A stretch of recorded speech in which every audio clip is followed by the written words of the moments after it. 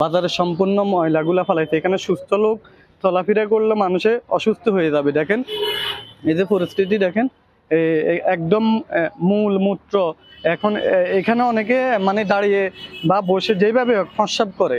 যাই হোক, আমি এটা বিশেষ করে একলাশপুর ইউনিয়ন পরিষদের দৃষ্টি আকর্ষণ করতেছি এবং বাজার মালিক সমিতি যারা আছেন জড়িত সকলের দৃষ্টি আকর্ষণ করতেছি এই বিষয়টা বিশেষ করে গুরুত্ব সহকারে দেখার জন্য। এটা একটা ইউনিয়ন পরিষদের সামনে এটা কিভাবে হয়, অন্য জায়গায় আমরা এটা মনে করতে পারি থাকতে পারে, কিন্তু একজন সুস্থ রোগী যদি বিভিন্ন আগের রোগী থাকে, শ্বাসকষ্টের রোগী থাকে, অনেক কিছু সহ্য করতে পারে না, এই ময়লাগুলোর সামনে দিয়ে যদি যায় দুর্গন্ধ সৃষ্টি। এখনো দুর্গন্ধ মোটামুটি বাইরে হইতেছে, কিন্তু এগুলো কেউ দেখতেছে না, দেখিও দেখতেছে না।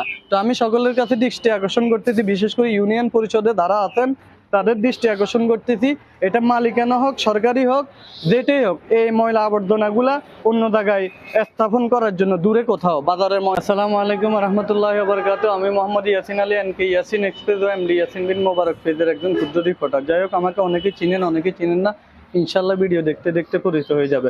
আসলে আমি এই মুহূর্তে আছি নোয়াখালী জেলার বেগমগঞ্জ উপজেলার 7 নং একলাশপুর ইউনিয়ন পরিষদ, আমাদের বোর্ড অফিস বলা হয়।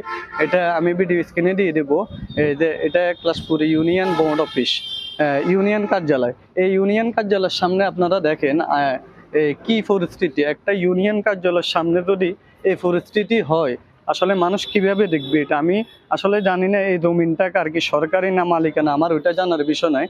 আমি চাই এখানে হয়তো একটা গাইড ওয়াল করে দেওয়া হোক, আর না হয় এখানে ময়লাগুলো একদম দূরে কোথাও নিয়ে সবাই ফালাক। এখানে বাজারের সম্পূর্ণ ময়লাগুলো ফালাইছে। এখানে দেখেন বাজারের সম্পূর্ণ ময়লাগুলো ফালাইছে। এখানে সুস্থ লোক চলাফেরা করলে মানুষে অসুস্থ হয়ে যাবে। দেখেন এই যে পরিস্থিতি দেখেন, একদম মূল মূত্র এখন এখানে অনেকে মানে দাঁড়িয়ে বা বসে যেভাবে প্রস্রাব করে।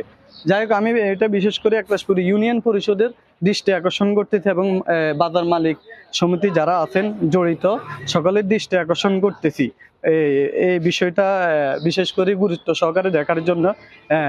এটা একটা ইউনিয়ন পরিষদের সামনে এটা কিভাবে হয়, অন্য জায়গায় আমরা এটা মনে করতে পারি থাকতে পারে, কিন্তু একজন সুস্থ রোগী যদি বিভিন্ন আগের রোগী থাকে, শ্বাসকষ্টের রোগী থাকে, অনেক কিছু সহ্য করতে পারে না, এই ময়লাগুলোর সামনে দিয়ে যদি যায় দুর্গন্ধ সৃষ্টি। এখনো দুর্গন্ধ মোটামুটি বাইরে হইতেছে, কিন্তু এগুলো কেউ দেখতেছে না, দেখিও দেখতেছে না। তো আমি সকলের কাছে দৃষ্টি আকর্ষণ করতেছি, বিশেষ করে ইউনিয়ন পরিষদে যারা আছেন তাদের দৃষ্টি আকর্ষণ করতেছি, এটা মালিকানা হোক সরকারি হোক যেটাই হোক, এই ময়লা আবর্জনাগুলা অন্য জায়গায় স্থাপন করার জন্য দূরে কোথাও। বাজারের ময়লা সবগুলো এখানে ফালানো হয়, এটা তো আর ময়লার জায়গা না আমার জানা মতো, আপনারা কমেন্টে জানান। তো ঠিক আছে, ভিডিওটি শেয়ার করে মানবিক কাজে এগিয়ে আসুন। আসসালামু আলাইকুম রহমতুল্লাহি ওয়া বারাকাতুহু।